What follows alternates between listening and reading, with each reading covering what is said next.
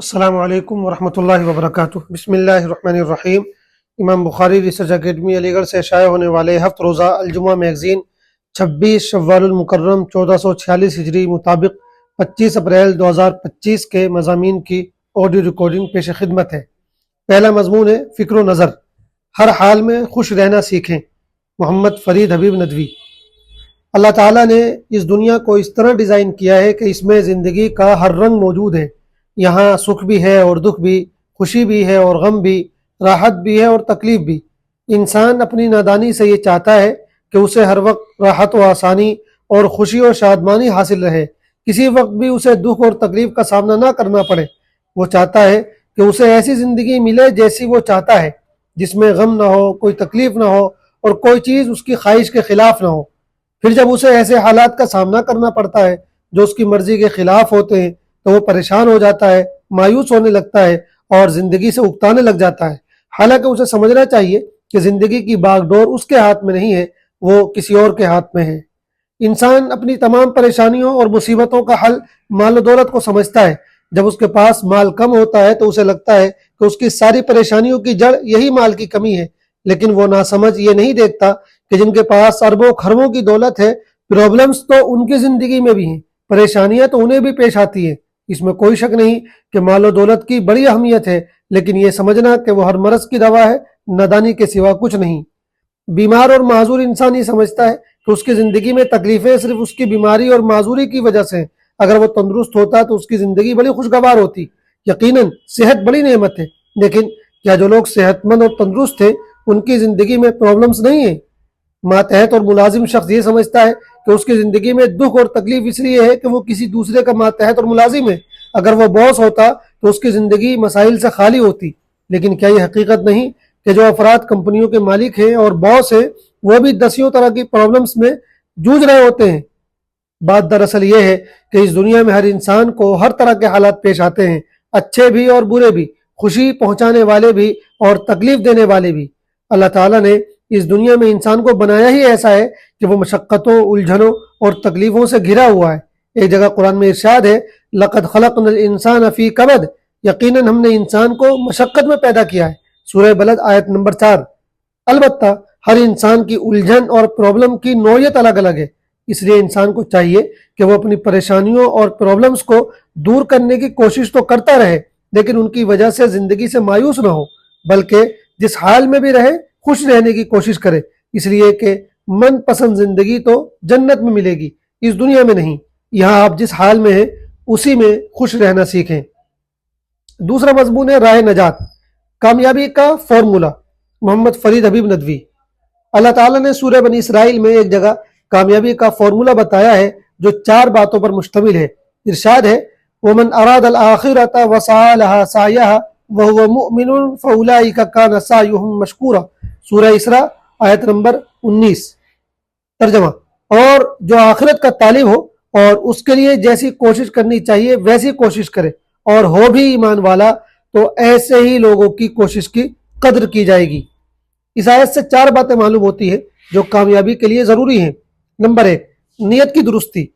پہلی بات یہ ہے کہ انسان کی نیت درست ہو، وہ جو بھی عمل کرے آخرت کو سامنے رکھ کر کرے، اس کی زندگی آخرت کے ارد گرد گھومتی ہو، اس کا مشن آخرت کی نجات ہو، وہ آخرت کا طالب ہو نہ کہ دنیا کا۔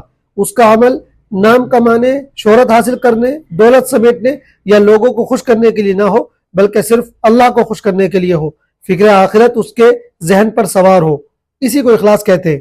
نمبر 2، آخرت کے لیے کوشش۔ دوسری بات یہ کہ کامیابی کے لیے صرف صحیح نیت اور صحیح جذبہ ہی کافی نہیں، بلکہ کوشش اور عمل بھی ضروری ہے۔ محض اچھی نیت سے کوئی شخص کامیاب نہیں ہو سکتا جب تک کہ عمل نہ ہو۔ یہ چیز انسان کو متحرک اور ایکٹیو بناتی ہے۔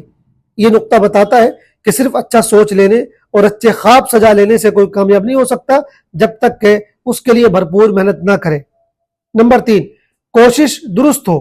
یہ پوائنٹ بتاتا ہے کہ محض عمل اور کوشش بھی کافی نہیں، بلکہ عمل کا صحیح سمت میں ہونا ضروری ہے۔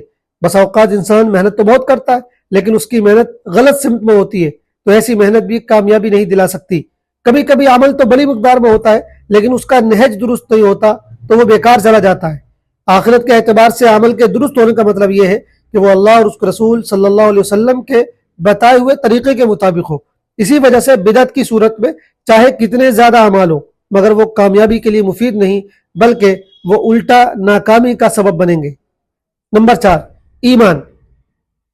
چوتھا نقطہ یہ کہ نیت، عمل اور صحیح منہج بھی اسی وقت کامیابی کا سبب بنیں گے جب ان سب کے پیچھے ایمان ہو۔ بغیر ایمان کے یہ چیزیں بھی کارآمد نہیں۔ یہ 4 پوائنٹ آخرت کی نجات کا راستہ تو بتاتے ہی ہیں، لیکن اگر ہم غور کریں تو دنیا کے اندر بھی کسی میدان میں کامیابی کے لیے یہ چاروں چیزیں ضروری ہیں۔ ان کے بغیر آپ دنیا میں بھی کوئی کامیابی حاصل نہیں کر سکتے۔ نمبر 1، کوئی مشن اور ویژن ہو۔ نمبر 2، بھرپور محنت اور کوشش ہو۔ نمبر 3، محنت کا رخ درست ہو ورنہ کبھی کبھی الٹی محنت منزل سے بہت دور کر دیتی ہے۔ نمبر 4، اپنے مشن پر مضبوط یقین اور اعتماد ہو۔